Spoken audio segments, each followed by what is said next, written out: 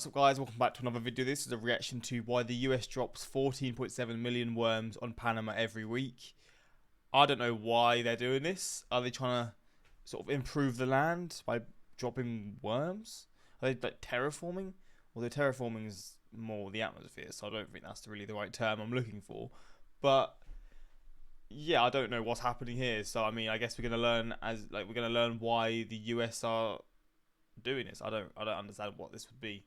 But yeah, hopefully going to enjoy this reaction.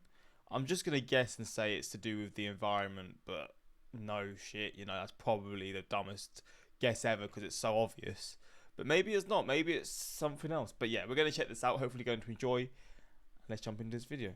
Fact. There's a roughly 86% chance that today, the day you're watching this, the United States airdropped millions of live flies over the Panama-Colombia border. Oh. And no, it wasn't one of our classic pranks, like when we dropped that big pie on Belize. No, this is a part of a decades-long collaboration that keeps nearly the entire North American continent safe from, and bear with me here, the exact species of fly we're dropping.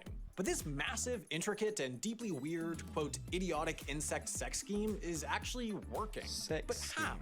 What, on a day-to-day basis, does it take to keep flying, flesh-eating freaks out of this much space? The short answer, a 24/7 bug factory, planes, boats, trucks, loads of inspectors, x-rays, cow blood, wound paint, and, this is true, donut holes. Also grit and gumption and the spirit of a champion. But as for the long answer, it starts with knowing our enemy, the New World Screwworm. And I know neither you nor I want to look at them, so here's the plan. 1, we're putting in a progress bar. 2, I've encouraged my editors to make this as metaphorical as possible. 3, dancing clown. So here we go. First, they're not nice guys. If they were still bugging around the US today, they'd be costing farmers somewhere in the ballpark of $1 billion in dead livestock a year. And it's not just cattle at risk. These things can infect, even kill, any living, warm-blooded mammal. Yes, including people. Yes, including your dog. Yes, including Gritty. These bad boys are about twice the size of a normal housefly and 1,000 times as rude. Their 10 to 30 day lifespan begins when females lay their eggs hundreds at a time in a 10 to 30 day lifespan. Flies don't live long at all, do they? Live animal's open wound. Tick bites, scratches, fresh belly buttons. They hatch as worms and hook into the animal's flesh, which they then eat, which is extremely painful and often deadly for the host animal. Once the wormies are fattened up, they drop to the ground, pupate, emerge as flies, and the cycle repeats. Okay, we're done. This is Edward F. Knipling. He grew up dealing with screwworms on his family's farm and went on to spend most of his career researching them. And here was his big finding. Female screwworms only mate once in their lives, which means that if you can mess that up, they destroy themselves in a couple generations. And after many years and many Thursday afternoon trips to the military hospital with his buddy Raymond to blast worm larvae with x-rays, Knipling learned that you can sterilize a fly if you x-ray it 5.5 to 5.7 days into its pupal stage. That discovery is the backbone of what I'm calling the Great American Worm Wall. You can't see it from space, or from the ground, it's invisible, but it's nevertheless an extremely tight border.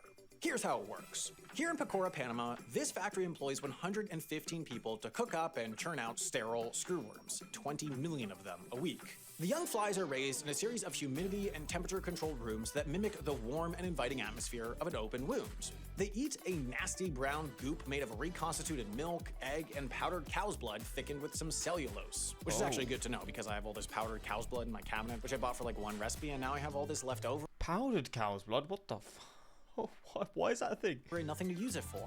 So annoying.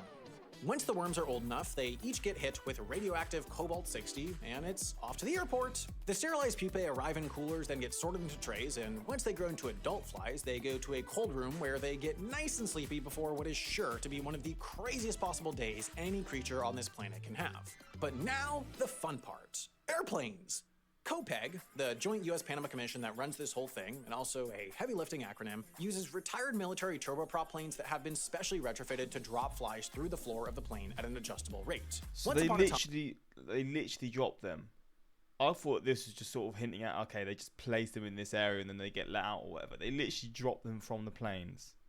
This is a wild job, by the way. I mean, how do you even get into this? Technicians just threw cardboard boxes out, but those didn't always open on impact, which defeated the whole purpose. Over the course of a 4-hour flight, the plane will drop 2.1 million flies over this region of Panama. Flies that will wake up as they hurtle down to Earth to eradicate their own species. Or as I like to put it, the screwworms screw worms to screw screwworms.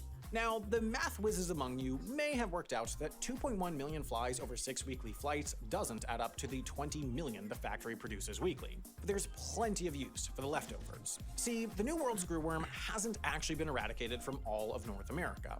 Cuba, for example, still has them, and they're still rampant in South America. So all those excess worms fight outbreaks when they happen.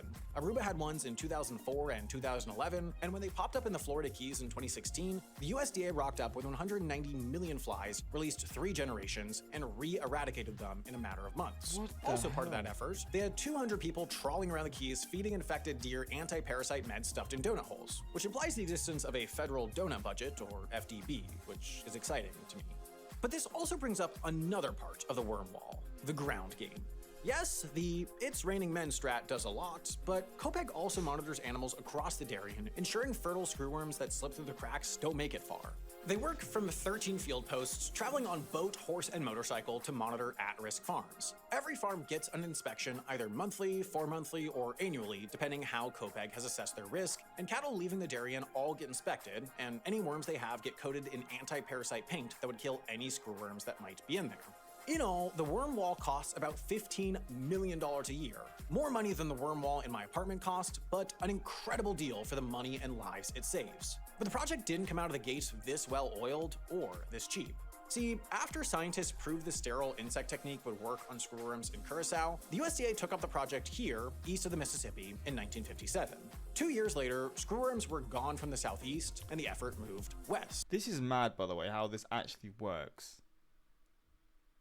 But, I mean, I guess they've done it so long now, it's just a guarantee. I mean, the whole Florida Keys thing, they just got rid of them within 2 months.